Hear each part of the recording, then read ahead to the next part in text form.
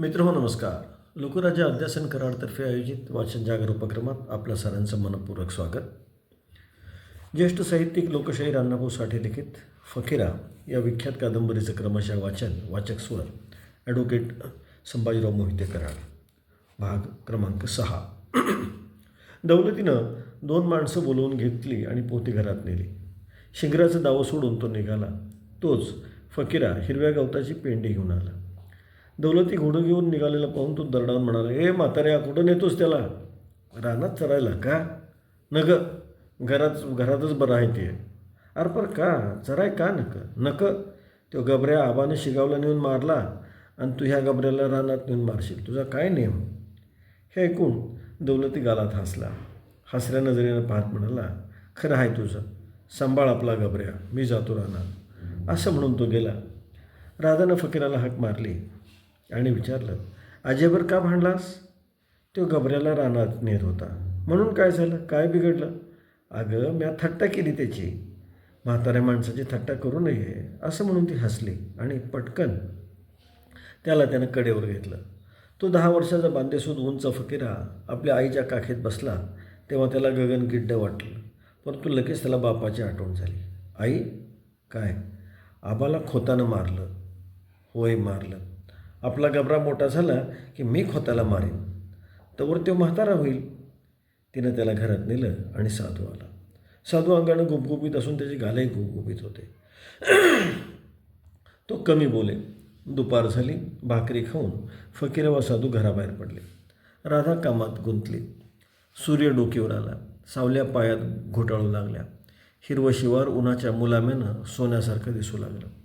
ते सोनेरी खोरं मनाला भुरळ घालू लागलं. चिंचेखाली फकीरा आणि साधू यांनी खेळ मांडला.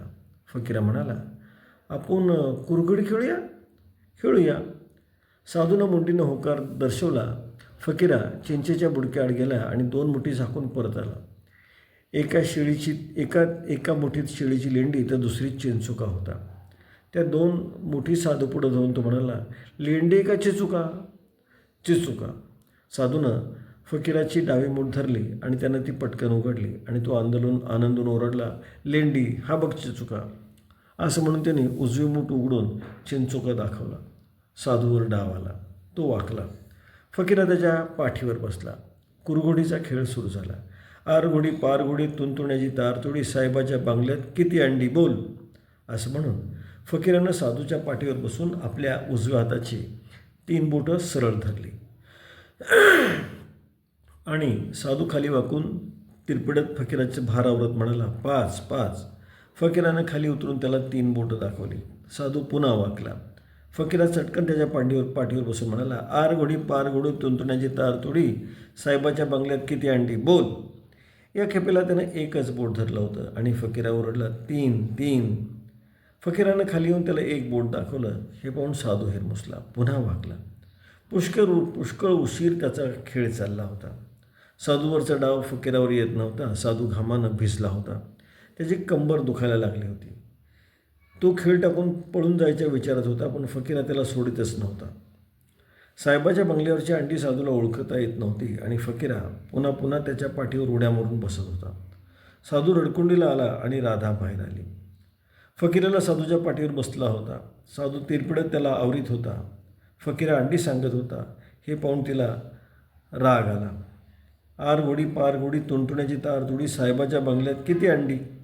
फकीरानं 4 बोटं धरली आणि मेटाकुटीला आलेल्या साधू म्हणाला, 7.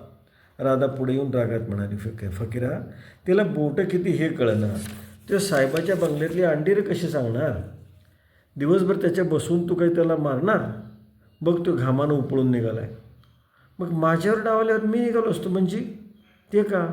तू शाना आहेस, त्याला कळत नाही. आणि माझ्या पाठीवर बसला तेव्हा मग काय झालं? तू तरी सांगशील का किती अंडी? हो, सांगीन की. मग सांग तर, वाक. राधा ईरेला पडली. हे बघ वागतो. तोही ईर्षेला पेटला.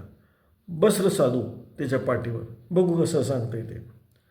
फकीरा खाली उतरून वाकला आणि साधू त्याच्या पाठीवर बसला. मग तोही म्हणाला, आलघोडी पालघोडी तुंतुण्याची तालतोडी, साहेबाच्या बंगल्यात किती अंडी बोल. म्हणून त्यानं बोटं उंच धरली तेव्हा फकीराची नजर भुईवर होती.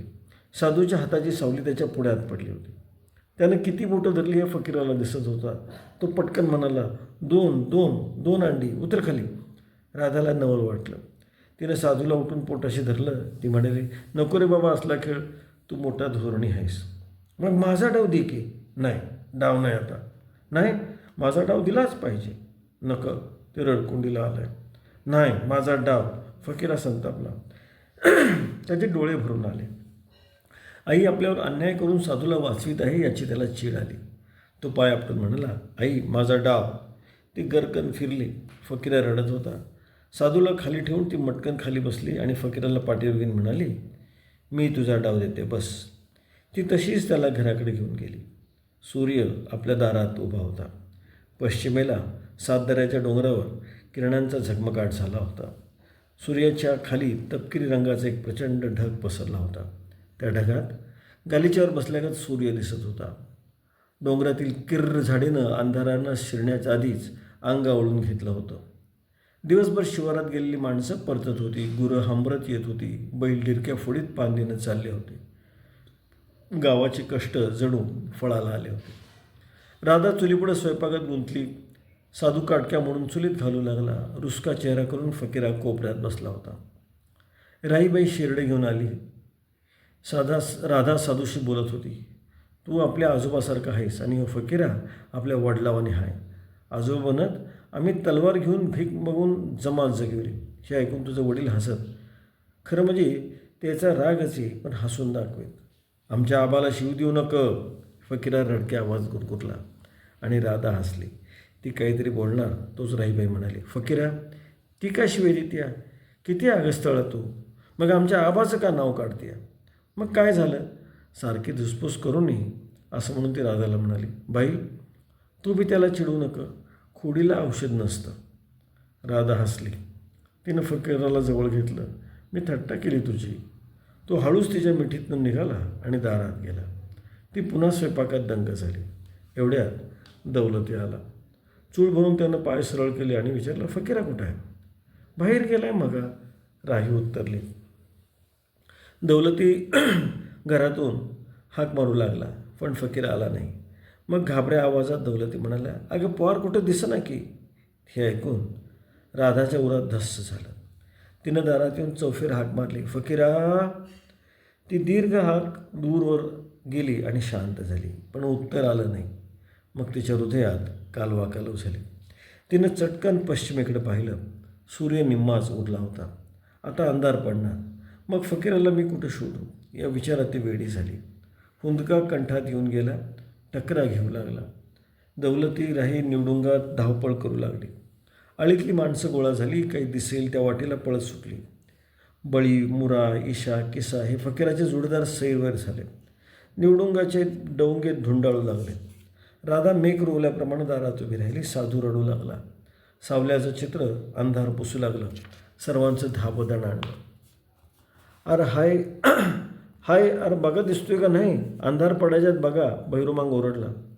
मोहर व्हा आणि ती हिर बघा. विहिरीचं नाव ऐकताच राधांना हंबरडा फोडला. तिला ती कल्पनाच विषारी वाटली आणि ती एकदम चरकला. अगं हाय हाय हाय, कुठं आहे? हे बघा. चिंचच्या शेंड्याला जाऊन बसलाय. मग एकदम ओरडा झाली. हाय हाय, या या या. सर्व लोक चिंचेखाली जमून वर पाहू लागले. फकीरा पार शेंड्याला जाऊन खुशाल बसून खालचा तो सर्व प्रकार पाहत होता आणि एका पायाला सुके देत होता. राधा रडत वर पाहू लागली. दौलती नरमाईच्या सुरात म्हणाला, अरे चोरा, मारलं होतं सामासने. फकीरानं खाली पाहिलं नाही. मग राहीबाई म्हणाली, ये खाली, रातवती या. सर्वच लोक आग्रह करू लागले, फकीरा खाली ये, अंधार होतोय. पण फकीरा हुकचू न करता तसाच बसून राहिला. मग भैरू म्हणाला, पोरानू वर आणा त्याला खाली. हे ऐकून तो एकदम ओरडला, वर येऊ नका, नाहीतर मी उडी मारेन. फकीराच्या त्या दरडावणीनं सर्वांचीच पाचावर धारण बसली. त्यांच्या तोंडचं पाणी पळालं. राधानं डोईवरचा पदर उडून तो त्याच्या वाटेवर पसरला. मी पदर पसरते, पाया पडते, तू ये खाली. दौलतीनं गुडघे टेकून म्हटलं, उडी नका टाकू फकीरा, बाब्या ये ये. राहीबाईच्या हाताला कापरं भरलं. मग तो शांतपणे खाली आला आणि राधानं त्याच्यावर झेप घेतली. त्याला पोटाशी धरून ती रडू लागली. सर्वांचा जीव सुळावरून उतरला आणि कडूसं पडलं. भैरू म्हणाला, तिला काही म्हणू नका. तरी दौलती म्हणाला, फकीरा असं का? आम्हासनी मारू नका. आई मला वाईट म्हणती या. फकीरा फुसफुसला, ती कुळी आहे. आता तुला वाईट म्हणल त्याचं डोसकंच फोडतो, मात्र तू डोसकं फिरवून घेऊ नका. मग कोणीच काही बोललं नाही. प्रत्येक माणूस फकीराशी जपून बोलू लागला. राधाला तर जन्माची अद्दल घडली.